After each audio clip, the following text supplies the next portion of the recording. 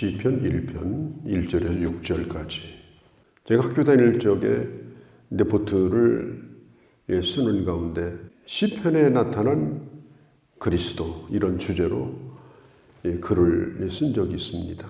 신약에서도 시편이 많이 인용됩니다. 특별히 예수 그리스도와 관계가 있는 그런 시편의 말씀, 그리고 주님이 마지막 십자가에 달려 죽으실 때도 주님이 기억하셨던 성경 구절이 바로 시편의 말씀입니다. 아버지여 어찌하여 나를 버리십니까? 가장 고통스러운 때에도 주님은 시편의 말씀을 기억하시며 성부 하나님과 교제를 나눴어요. 시편에 대해서는 서론적으로 할 얘기가 많습니다만 바로 본문으로 들어가도록 하겠습니다. 시편 1편은 시편 전체의 서론이기도 합니다. 이렇게 시작합니다. 복이 있는 사람은. 이 말씀의 히브리어 성경 원어는 이거보다 훨씬 더 강한 표현으로 말을 하고 있습니다. 번역하면 이렇습니다. 오 얼마나 행복한가. 그러니까 이 앞에 원더풀이라는 말이 붙는 거예요. 오 얼마나 행복한가. 그러니까 극치의 행복, 만족한 행복, 그 행복에 대하여 오늘 시편 1편은 말하고 있는 것입니다. 나는 언제 행복한가? 나는 언제 행복하다고 느끼는가? 무엇을 가져야 행복한가? 무슨 일을 해야 행복한가? 너 누구를 만나야 행복한가? 뭘 내가 갖춰야 행복한가? 누가 잘해주면 행복한가? 그게 아니라는 거예요. 복 있는 사람은 행복한 사람이다.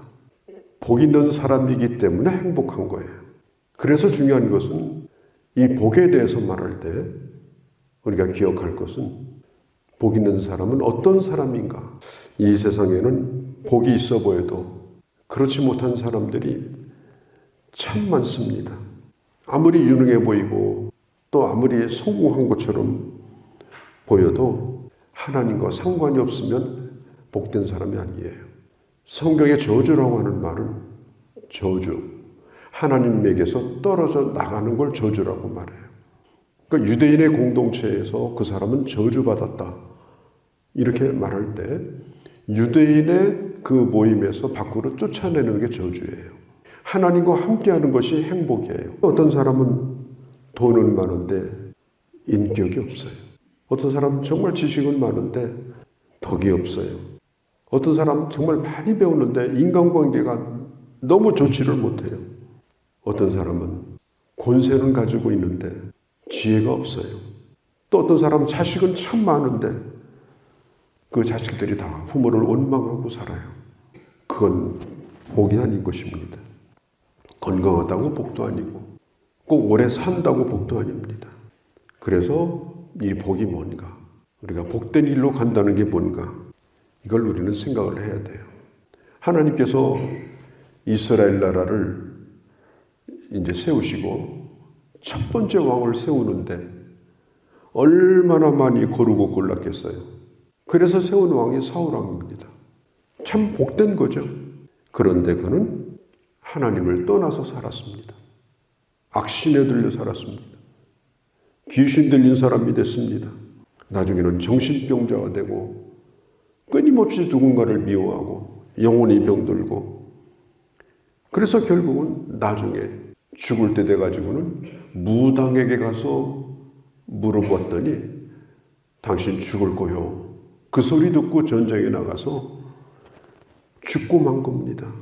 그러니까 어떤 사람에게는 부자가 된다는 게 복이 될 수도 있고 욕이 될 수도 있어요. 어떤 사람에게는 오래 산다는 것이 복이 될 수도 있고 욕이 될 수도 있어요. 이 복의 개념이라고 하는 것, 이것은 뭔가? 성경은 첫 번째 이렇게 말합니다. 당신이 어디에 있는가가 바로 복이 되는 것이다. 당신은 누구를 쫓는가? 지금 누구를 쫓아다니는가? 그리고 누구와 함께 서 있는가? 그리고 누구와 함께 지금 앉아 있는가? 처음에는 쫓아다니다가, 처음에는 그 다음에 점점 발달해서 서 있다가, 나중에는 둘이 앉아 있어요. 누구와? 죄인의 길에 서 있는 거예요. 그리고 오만한 자의 자리에 앉아 있는 거예요. 악인이 꾀는 대로 지금 그 길을 따라가고 있는 거예요. 복되다고 하는 것은 복되지 않은 자리에서 벗어나는 게 복된 것입니다. 그런 자리에 있으면서 아무리 복되기를 기다려도 소용이 없어요. 복되지 않은 자리에서 나와서 복된 자리로 나와야 돼요. 죄를 지을 때 처음부터 죄 짓는 것이 아니에요. 처음에는 꾀임을 당해가지고 함께 따라다닙니다. 그래서 죄 짓는 법을 배워요. 싸우는 법을 배워요. 속이는 법을 배워요. 이 죄라는 말이 성경 본래 뜻은 궤도에서 벗어난다, 그런 뜻입니다. 가는 그 길에서 벗어나서 다른 걸 따라가는 거예요.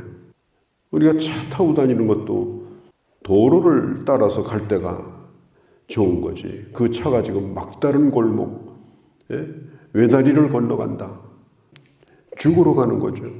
그러니까 길을 따라서 가는 것, 복된 길을 따라서 가는 것이 바로 이게 복된 것이다. 감옥에 가 있는 사람들 얘기를 들어보면 혼자 죄진 사람들이 없어요.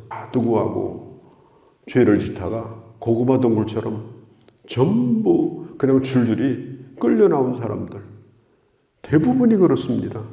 처음부터 잘못된 게 아니에요. 거기에 있었기 때문에 잘못된 겁니다.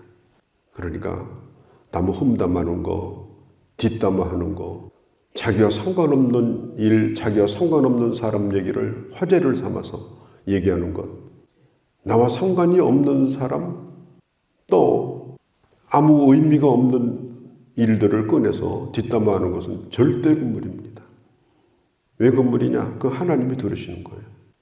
또 누가 당신 욕하더라, 그런 거 전해주는 것도 금물이에요. 왜? 그때 욕했으면 그 사람에게 가서 내가 그 사람 편들어주는 게 나를 사랑하는 사람이지, 그때는 가만히 있다가 나한테 와가지고 내가 어디서 들었는데 당신 욕하더라고. 그것도 얼마나 참 초라한 인격입니까? 그러니까 어떻게 보면 우리는 참 복되지도 않은 자리에 있으면서 복을 기다리고 있는 그런 형편이 참 많습니다. 오늘 성경은 분명히 말해요. 네가 복을 받으려고 하면 복된 자리에 있어라. 거기에 그 길을 따라가고 거기에 서 있고 거기에 앉아 있어라. 그렇지 못하고 복 받을 생각하지 말라. 누구 함께 있는가를 보면 그 미래가 보이는 거예요. 오만한 자. 이 오만한 자가 뭐예요? 하나님을 두려워하지 않는 자입니다. 하나님을 무시하는 자입니다. 하나님의 심판도 두려워하지 않습니다. 오만한 자가 이 세상에서 제일 무서운 사람이에요. 하나님을 두려워하지 않는 사람은 뭐든지 다 할 수가 있어요. 역사적으로 보면 오만한 자는 무자비합니다. 히틀러 같은 사람이 제일 미워한 게 유대인이고 두 번째 교회였습니다. 그래서 기독교를 어마어마하게 핍박하고 그리고 유대인을 수백만 명을 죽인 거예요. 오만한 자는 마음에 증오심이 있고 그리고 자기 이익을 위해서는 어떤 일이라도 저지를 수 있는 사람이에요. 그래서 오만한 자가 지도자가 된다든지 대통령이 된다든지 이러면 나라가 망하는 거예요. 우리는 늘 하나님을 두려워하고 그리고 하나님의 살아계심을 인정하고 그리고 하나님 앞에서 겸손한 자로 살아가야 됩니다. 쇼펜하우에라고 하는 사람이 있어요. 이 사람은 비관주의자, 염세주의자입니다. 그 제자들에게 늘 가르쳐요. 인간은 태어나지 않는 것이 행복이에요. 그리고 될 수 있으면 빨리 죽는 것이 행복이다. 태어난 건 어쩔 수 없지만 차선을 택해라. 그래서 그분 책을 읽고 많은 사람들이 그 제자들이 자살해서 죽었어요. 그런데요, 이 쇼펜하우에는 아침마다 산책하고 왜 자기 건강 지키려고 그때 당시 73살까지 살았어요. 이런 사람이 세상에 한두 사람이에요. 몇 푼 가치도 없는 지식을 가지고 사람들을 속여먹고 많은 사람을 잘못된 대로 가게 만들고 자기 지식 자랑하고 사람들을 망하게 만드는 이런 길을 가르쳐주는 사람들이 많아요. 1절에 있는 말씀, 악인의 꾀를 따르지 아니하며 죄인의 길에 서지 아니하며 오만한 자의 자리에 앉지 아니하고. 자, 그러면 어떻게 해야 됩니까? 그렇게 하지 않는 것으로 끝나면 되느냐? 우리가 또 해야 될 일이 있습니다. 복된 사람은 이것들에 대하여 단호히 등을 돌립니다. 그리고 뭘 하느냐? 하나님의 말씀을 즐거워합니다. 하나님의 말씀을 보화로 삼습니다. 주야로 주의 말씀을 묵상합니다. 이 묵상한다는 말은 읊조린다, 흥얼거린다 그런 뜻이에요. 이게 본래 이 말의 뿌리를 캐보면 이 고양이과 짐승들이 호랑이나 뭐 이런 짐승들이 먹잇감을 잡아놓고 아주 기분이 좋아가지고 그르렁거리는 걸 뜻합니다. 근데 고양이를 길러본 사람들은 알아요. 맛있는 음식을 주면요, 그걸 눈앞에다 놓고 즐겨요. 그르렁거립니다. 복 있는 사람은 누구냐? 하나님의 말씀을 너무 좋아해가지고 주의 말씀을 읽으면서 읊조리면서 그르렁거린다. 그걸 아주 행복하게 누리는 거예요. 그게 바로 행복한 사람이다. 이 묵상한다는 말은 메디테이션 이렇게 말하죠. 메디테이션. 이 메디라고 하는 말이 의학용어입니다. 약.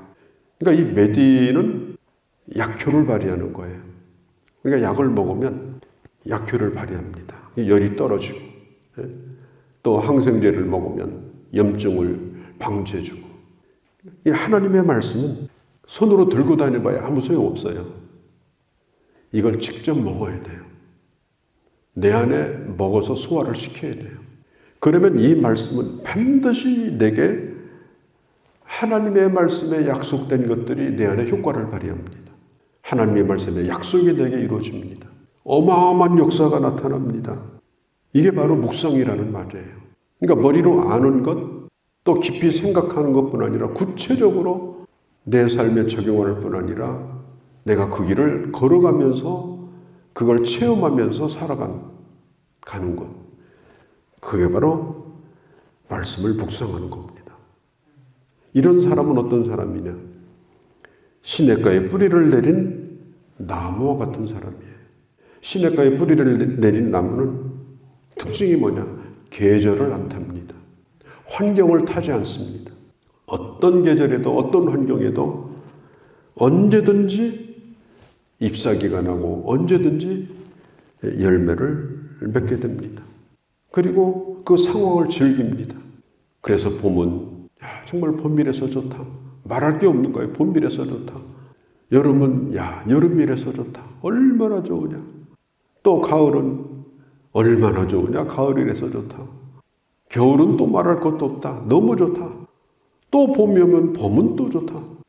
그 모든 상황 가운데서 하나님이 자기에게 주신 그 인생의 계절, 철을 따라 주시는 하나님이 내게 주시는 그 계절을 마음껏 누리고 즐기고 또 감사하고 또 하나님의 뜻을 깨닫고 이렇게 사는 은혜를 하나님의 말씀을 묵상하며 살면 누릴 수가 있습니다.